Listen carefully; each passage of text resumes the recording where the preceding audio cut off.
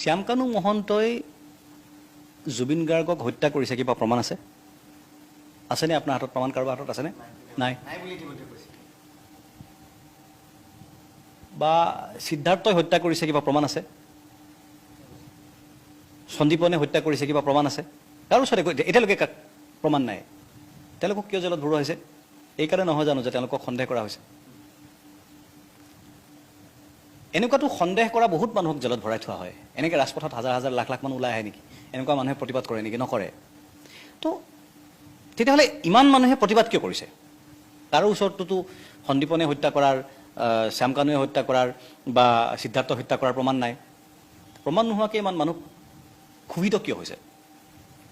মন কৰিব, এই ক্ষোভটো শ্যামকানুৰ ওপৰত নহয়, ঠিক শ্যামকানুৰ ওপৰতে হয়, কিন্তু শ্যামকানুৰ অকল শ্যামকানুৰ ওপৰত নহয়।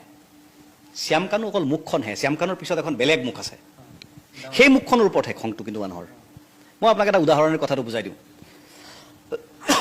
ৰাৱণ দাহ যে কৰে নৱৰাত্ৰিত, ৰাৱণৰ মূৰ্তিটোক মানুহে কাৰ মাৰে, সেইটো জ্বলাই পোৰে, মাৰে, অত্যাচাৰ কৰে, শেষ কৰি পেলায়। সেইটো সমস্ত ক্ষোভ সেই ৰাৱণৰ প্ৰতিমূৰ্তিটোৰ ওপৰত মানুহে উজাৰি দিয়ে।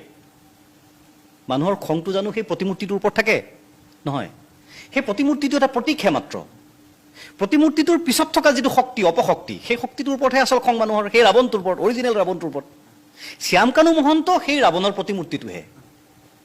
ৰাৱণৰ প্ৰতিমূৰ্তিৰ পিছত থকা প্ৰকৃত ৰাৱণটো কোন? ৰাইজৰ প্ৰকৃত ক্ষোভ সেই ৰাৱণৰ বিৰুদ্ধে।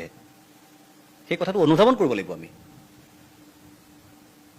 গতিকে সেইকাৰণে কৈছোঁ, সেই ৰাৱণে বুজি পায় সেই ক্ষোভটো যে তেওঁৰ বিৰুদ্ধে, সেইকাৰণে তেওঁ বুজি পায়, জানে, আৰু সেইকাৰণে CBI তদন্ত হোৱা নাই, সেইকাৰণে SIT তদন্ত হৈছে, যাতে কণ্ট্ৰলত থাকে তদন্তটো।